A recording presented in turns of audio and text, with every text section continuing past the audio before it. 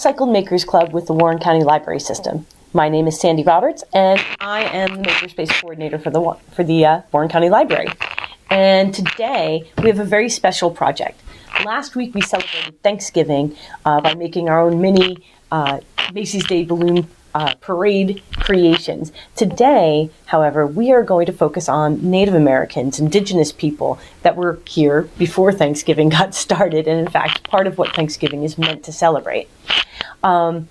This is an important month because this is a time that we do recognize our Native Americans who were here before pilgrims and other colonists arrived. And what we sometimes forget is that the Native Americans had, culture, had, many different tribes, they had governments, they had so much that was happening here before those from Europe arrived.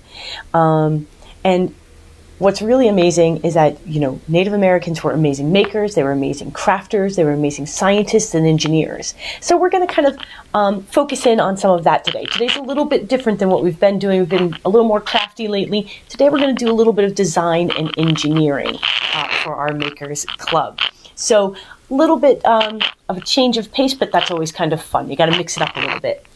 I am following along on my phone, so if you have any questions as we are going through today's project, it does not look like it has switched.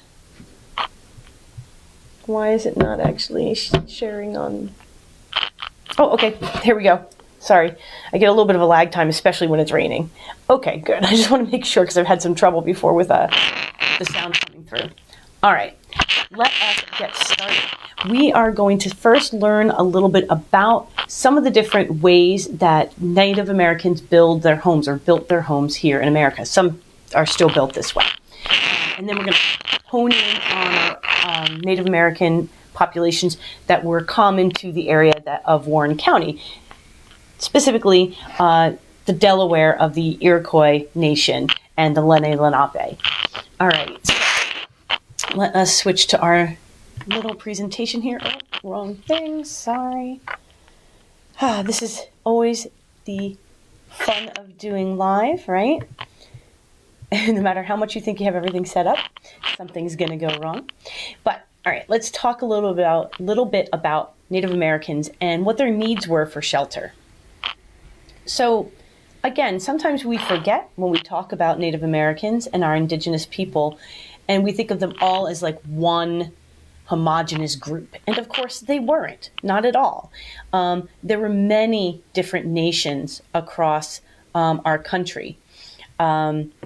And you can kind of see here that there was a lot of overlap. Yes, there were wars between different nations, but there were also peaceful relationships between those nations as well. What's important to note is that these different tribes all had different traditions, different needs, different styles, different cultures, different governance.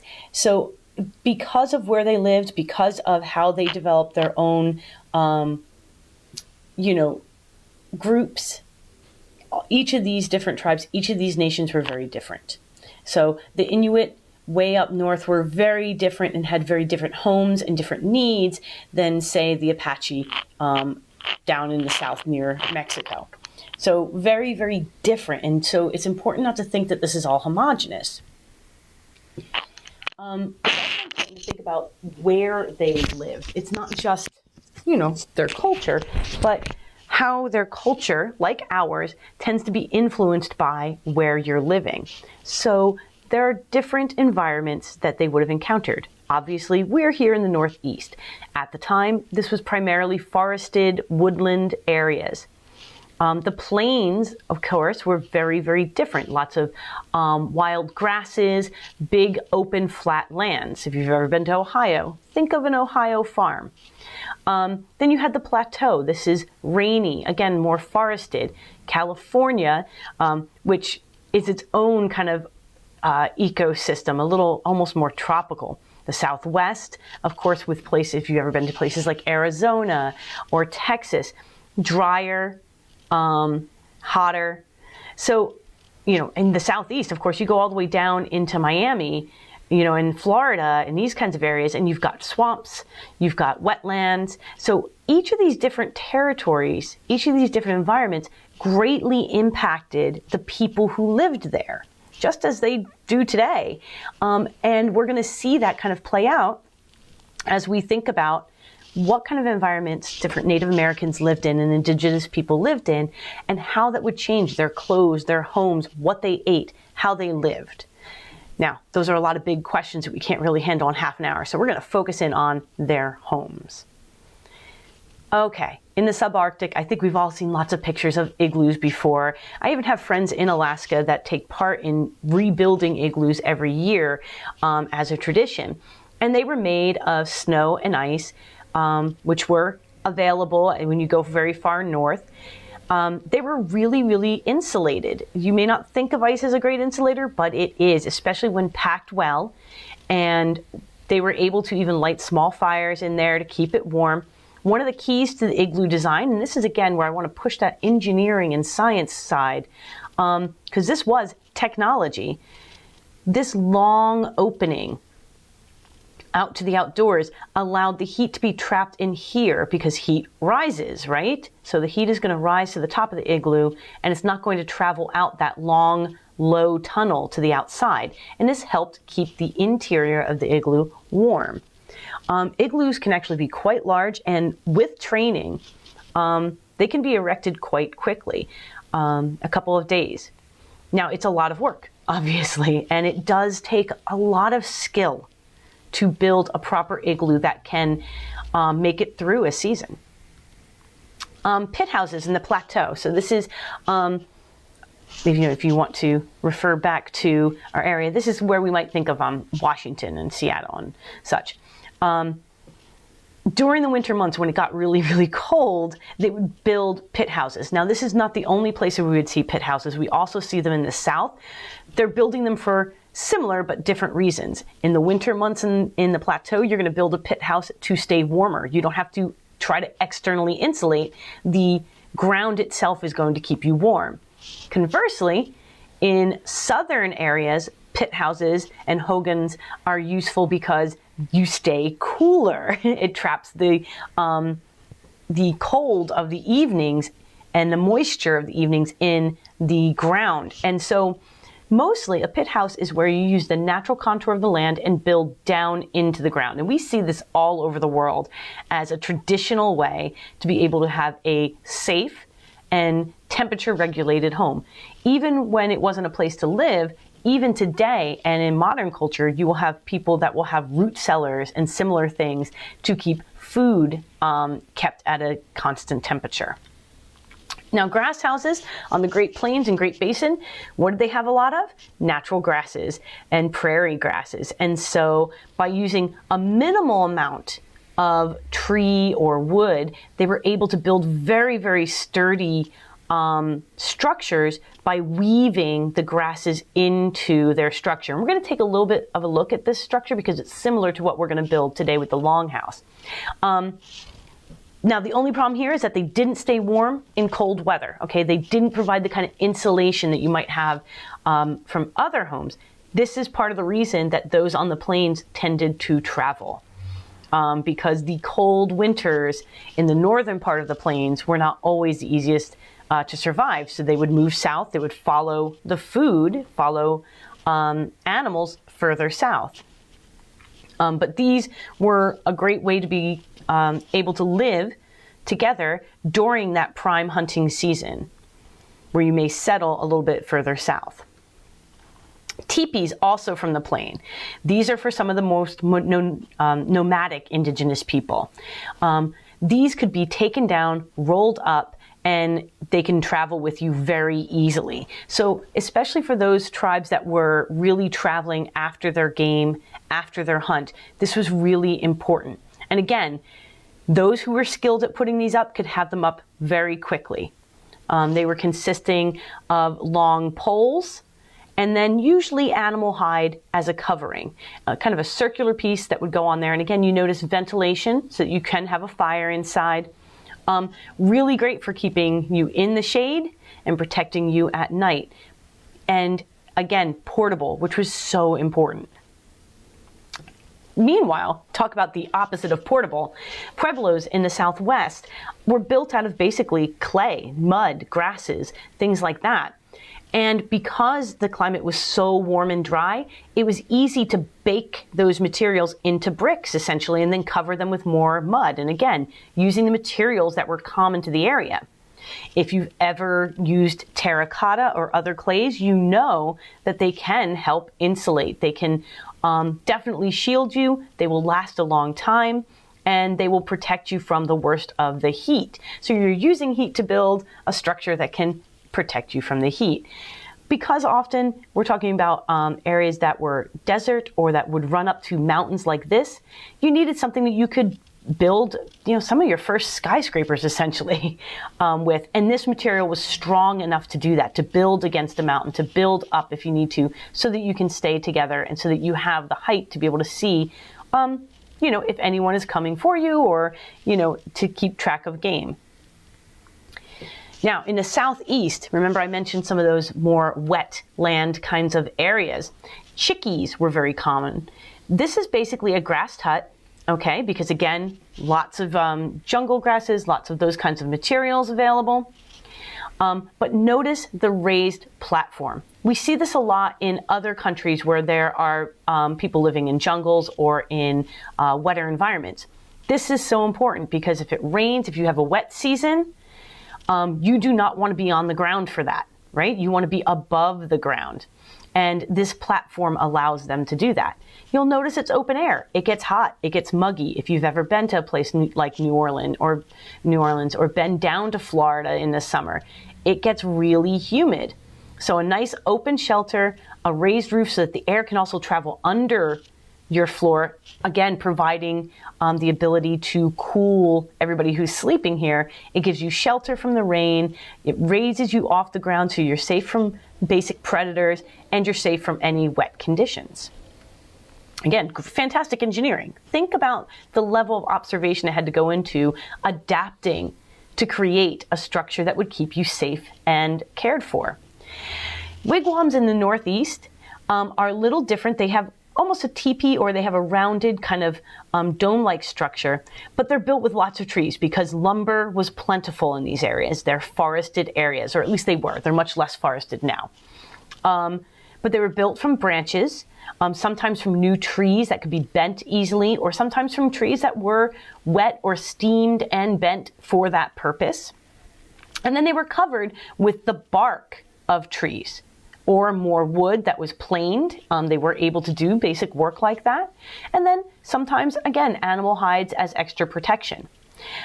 These wigwams were kind of individual family units. They were one room spaces. These could not be easily moved. These were settlements that often stayed a little more in one place. They may move some, but it's not as seasonal as what we might see on the Great Plains. And of course, longhouses. This isn't a great picture of it because a lot of times they're more domed.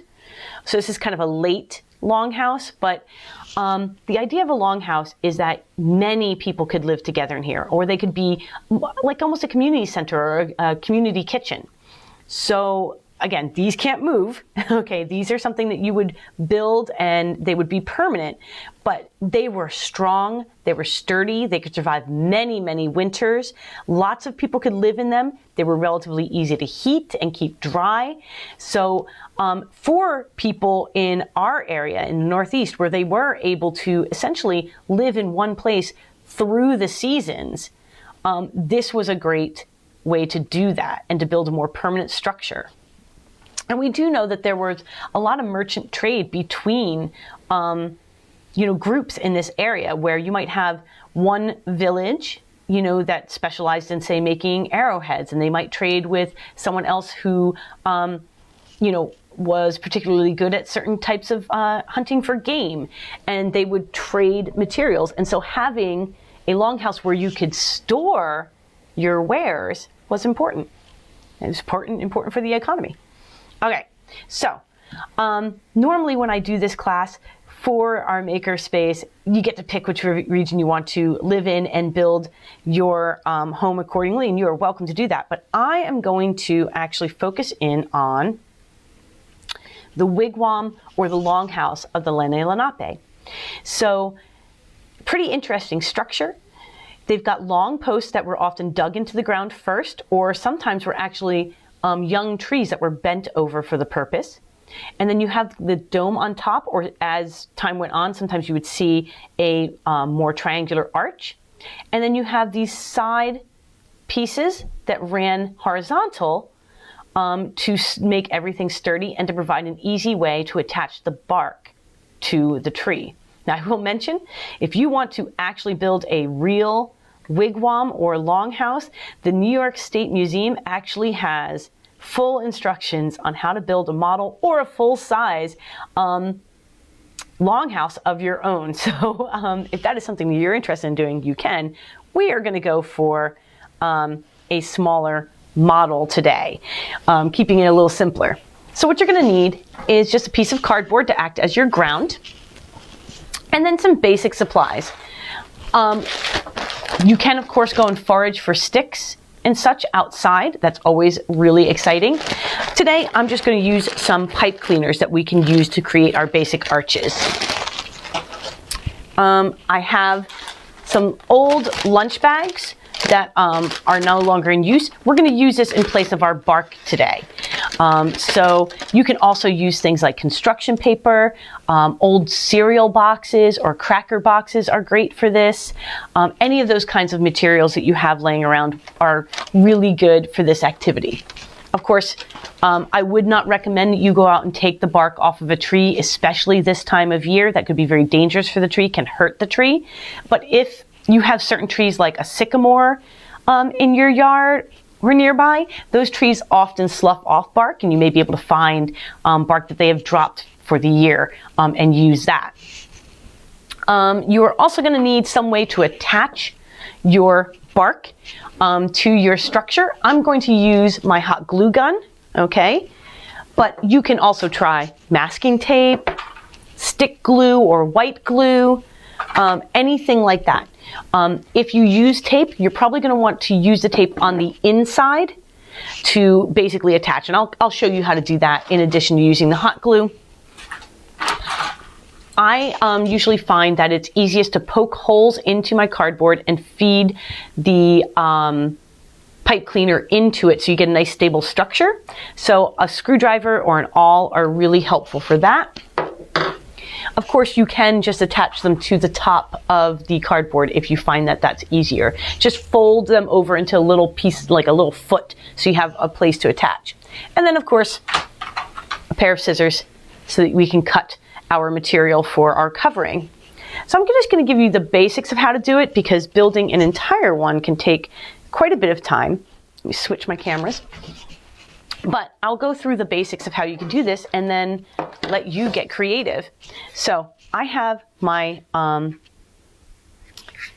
my base, and what you really want to do is you're going to want to get a ruler and mark it off and make sure that you have everything nice and neatly laid out. It doesn't take that much time, but I have misplaced my ruler at the moment because, of course. So I'm just going to kind of eyeball, and like I said, I'm going to go for more of a smaller wigwam today, and I'm just going to put a couple holes. And I'm just going to kind of put them every 2 inches. We can use informal measurement today. That's okay, right? So I'm just using my finger, as you can see, to measure about 2 inches between. And I'm using the mark on the corrugated cardboard itself to actually help me guide my holes. So I'm just using the lines there. 1, 2, 3, 4, 5. So I'm going to go 1, 2, 3, 4, 5. Now this is the hard part. Can I line it up? And again, this is where the ruler is very helpful, but I'm already looking at time. We're at 3:09. I don't want to go too far over. And again, I could use my finger to space these out.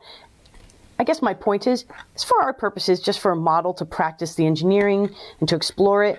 You don't have to go too crazy. Now, if you want to build a model that you want to keep and reuse year after year as a great piece of Thanksgiving decoration, you may want to take more time with this and really get your ruler out and make sure that you've got things well built. Now, pipe cleaners, as you may know, are a little wiggly, right? So I like to take a couple and twist or braid them together to get a little more strength. Of course, like I said, you can use branches from the backyard. Search around your house. You may even be able to use, toilet paper rolls. Some strips from toilet paper rolls could work. I wouldn't necessarily go with stuff like popsicle sticks or bamboo skewers because they're pretty rigid, and they could be, you can soak them and bend them, but that will take quite a bit of time. Now you can see this doesn't make a very high hoop house, so I'm actually going to go ahead and add some more. So yeah, you can get pretty creative with the material that you want to use to create your hoops. And I'm just twisting these together, twisting them pretty well. Again, I just want to make them a little bit stronger so that my hoop house doesn't fall over on me. If you are just building, again, just to play with the engineering, you can do just one piece just to see how it all goes together. It's really about how long you kind of want your structure to last. Okay, so now, as I mentioned, I'm going to feed that through the hole I made, and I'm just going to bend it out, and I'll show you what that looks like in a moment. Feed it through the other side here. And this is where you can adjust the height if you want to. And I am going to adjust mine just a bit. And you can see that I've just kind of folded over here, and you might want to either tape, or in my case, glue, just so that all stays where you want it. Now again, if I was going to be doing this and keeping it for a long time, I would want to measure the height of my arch so that I can make sure it's consistent each time I do this. So I would measure from the ground up to here so I know that I've got the right height. I'm going to go ahead and just do that again, and you can trim off the extra if you prefer. For now, I'm just going to leave it just so it's a little bit easier. And again, I'm just twisting together some more of my pipe cleaners. And I'm going very quickly here, so you may want to take a little more time to make yours neater. But I'm just kind of demonstrating. Okay, and I'm going to need a second. Okay. And I'm just going to do 2 hoops here. Long houses sometimes were called hoop houses because of this rounded structure. And over time, like we evolve with our technology, right? As we adapt our technology and make it better through innovation, so did the tribes, so did the Lenape. Over time, they learned to build these better, and they traded those ideas with other villages. Okay, they're not that different. They were not different in that way from all human beings, right? They still are today. There are plenty of Lenape around. Well, not plenty, I suppose, unfortunately. But there are still those who claim Lenape heritage and are there to help educate the rest of us about their background. Now, you'll notice I just did 2 complete hoops. If you wanted to use more rigid materials, like I love using bamboo skewers, you could build them in and then build across or build a triangular structure, but it's harder to get the hoop. So you could do that kind of a shape and build more like the one I showed you in the presentation if you want to go with rigid materials. That's up to you. Now I'm going to turn this because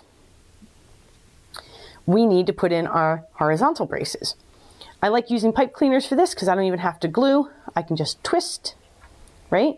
And again, we want to make sure that we're being pretty consistent as we do this.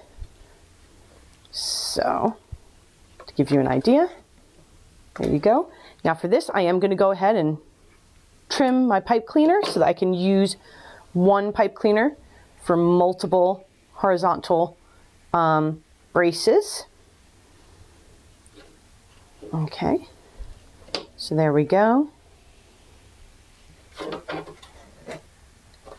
And you can see I'm just kind of making a ladder. Now, if I had all 4, I would probably use a longer piece to combine all 4 of them. I'm just doing 2 because 2 are the number of vertical pieces I have I've done so far. But I'm just kind of, again, giving you the idea so that you can explore for yourself. Like I said, today is more design and engineering. I'm giving you ideas, and you may want to, by the way, take a look at that, like New York Museum PDF. I can even put it in the comments for you. And share that and take a look at that, because that will give you some ideas. You may want to take a moment and draw your plans before building. That is always a good idea when we are designing or engineering something, is taking a little time to really plan it out before we start building. You know, and I've done a lot of these over the years with kids, because I tend to do this program every year at the library. So, you know, I didn't need to necessarily sketch it out this time. I do kind of wish, unfortunately, in cleaning out the maker space with everything closed right now, I don't have any examples from previous years, so that was a bit of a bummer. They're all gone now.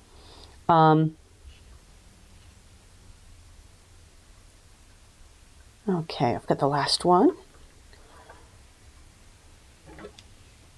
There we go. And I'm just going to put 1 or 2 across the top here as well. Maybe I can get away with just 1 right across the top. I think I can. You can see I'm just twisting it. That's why I do love pipe cleaners for this activity, especially if you kind of put them together so you get that little bit of extra strength. There we go. So you can see, just as I kind of showed you in the picture. And again, you can imagine if I had 2 more, this would be much longer, so it would be drawn out over that whole space. Now, we need to go ahead and add, essentially, our bark. Well, I'm just going to use our paper bag for our bark here. And I'm just going to go ahead and cut the bag. You do kind of want nice, even pieces. As you could see in the picture, they made square or rectangular pieces of the bark to attach. This is another good spot that if you want to use a toilet paper tube, right, and actually think about, this is the shape of a tree, right? So cut them into pieces. What will actually fit the curve?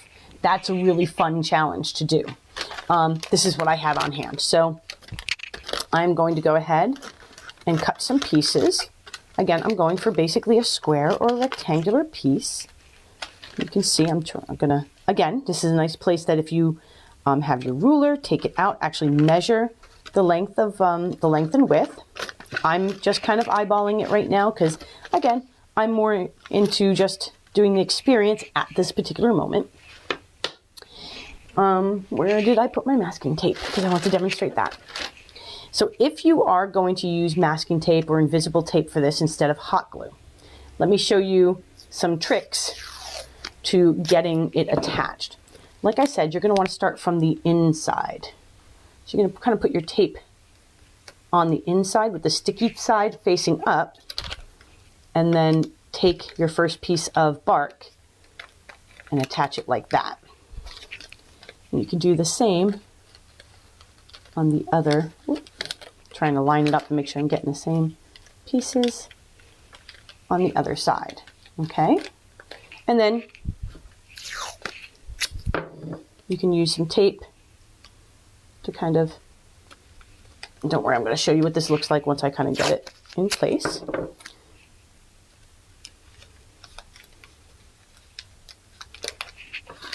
So, let's see. So you can see how the tape is holding everything together. So that's a really good way to do it if you don't want to use hot glue. And I can understand, especially if you're working with some of our younger patrons, you may not want to use hot glue for this activity for safety's sake. However, if you do want to use hot glue, it does make this all very easy. You're just going to apply your hot glue onto one of your structures. You might even want to apply a little bit across the previous tile or square of bark, and then just carefully press it on. Okay, I'm going to do another one. And this is what you kind of want to size your pieces, and I didn't do a great job of this, but you would want to size your pieces as best you can to kind of match the spacing that you've created so that you get a good adhesion. And again, that link I'm going to share with you from the museum goes into some of the more specifics on how you can achieve that. But there you go. And I'm going to go ahead and just cut myself one more, or two more.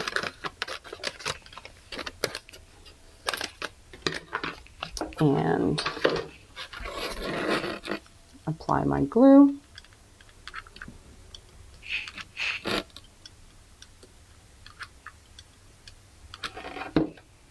And come in with my next piece. And you just keep on working your way all the way down, overlapping each on the previous piece until you kind of get that kind of wigwam structure. Go ahead and do a little bit on this side too so that we complete our arch. And again, you would do this all the way down your whole longhouse.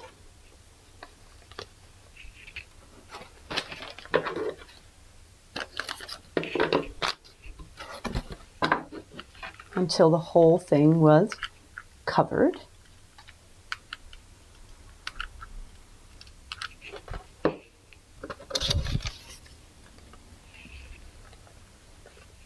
Okay.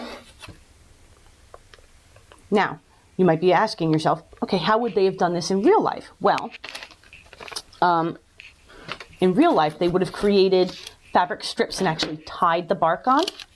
And then sometimes they could use things like sap or natural glues to, or resins, you know, that you can get from trees to actually fill in any gaps and help waterproof or bind things together. But mostly they actually cut fabric or cut leather or, you know, various natural materials that they would use to actually tie each piece onto that lattice that they had made. So we're kind of taking a shortcut by using glue. So there you go. Okay. So here's my arch kind of from the front. Okay. Now, the hard part, right, comes in, how do we cover this? Well, you would cut longer strips, and I'm going to go ahead and just kind of give you a quick time check. Yeah, we can do a really quick demonstration. Now, you may want to go ahead and trim, and that's what I'm going to do. Depending, again, on how much time you took to measure in the first place, and as you know, because you were here, I kind of eyeballed it. So if you eyeball it, you're going to have to trim, as I am doing here. And then you're basically going to cut longer pieces to go across that front. For those of you designing at home, especially for our younger patrons, think about how are you going to add a door? Well, you would probably have to frame that out, right? Because ideally, what we should do is, oh, I forgot to do this. I can still do it though. I'm going to go ahead and add, this is the beauty of pipe cleaners, right? Very forgiving material to work with. So I would want to add across the front support structures too, horizontal supports, so that I have a place to attach my paper bag bark. Again, a little bit of design and engineering going on here. So, for example, okay, can you see that? And I'm just going to attach one more. Again, I'm just giving the concepts. I'm not going to do a full build. It just takes too long to do a full build for one of these. Normally, I would do this as at least an hour-long program, if not longer. But I did feel like it was important this year, as every year, to recognize and celebrate our local indigenous people for all of their skills and their technology and their engineering prowess, because these longhouses are pretty amazing when you think about what it would have taken during, you know, those time periods to build these kinds of structures for the family and for the village. A lot of teamwork, a lot of planning. I'm just going to use, because I cut mine just a little too short, I'm going to cheat and just use a little bit of glue to hold that one in place. And this is the other thing. Like I said, if you're going to use popsicle sticks or something like that, you can, because you can just glue them into place like that. All right. So there we go. I've got my horizontal beams, and you're going to basically cut and then trim. Okay. Now they would have actually measured and cut, which you can do if you want to get a marker and actually trace and put that on. You can do that, or you can put it on and then trim afterwards. I'm going to go with the trim afterwards for today. It is much, much neater, I will be honest, to trace and cut your piece. Actually, you know, maybe let me just demonstrate real quick how you would do that. Give me a sec. Oh, I got my scissors stuck in the glue. Not good, Sandy, not good. Okay, let me get my marker. Where'd it go? Oh no. I think it must have rolled away on me, because I don't see it. Oh, there it is. It rolled away on me. That's a hazard of trying to do everything on one little tray. Okay. Here we go. So I'm going to put my piece of paper down. And I'm just going to, this works better if I can work on the edge of the table. Can I show you if I'm at the edge? Yes, I can. Okay, I've just got enough space on camera. So what I do is I hold it on the edge of the table, and I hold it against my paper that I'm going to want to use as my bark. And this is where it's very helpful to have a partner. And usually when we work in the makerspace, we have a friend to work with us. So I hope that you have a friend working with you today. And you just go ahead and trace. Okay, so you can see I've got a mark here that I can see that I've traced, and then all I need to do is give that a quick cut. And I would do that all the way down, customizing each piece for the front. Okay, and come in here, hot glue. And again, I'm going very quickly today.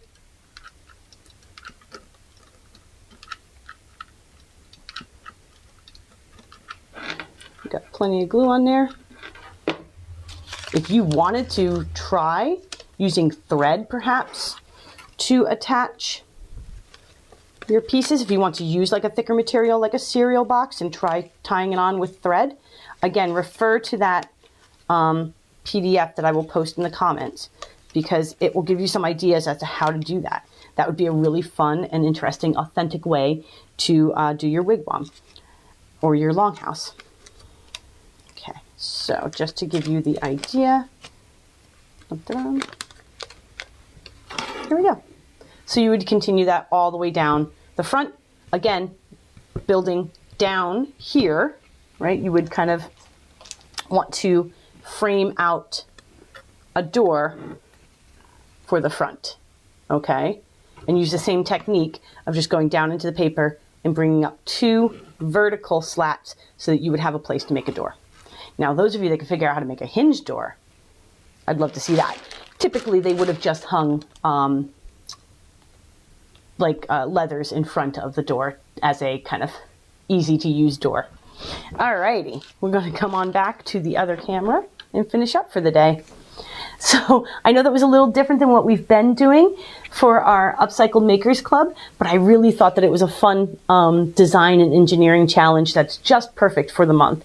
And it's a great way to celebrate and learn a little bit about the indigenous people and the Native Americans that were here in Warren County and across our whole country. So I encourage you to spend a little time to do that. We have books in our library that you can borrow to learn more about those who lived here in the Delaware Water Gap and in Warren County before the area was colonized. So I encourage you to do that.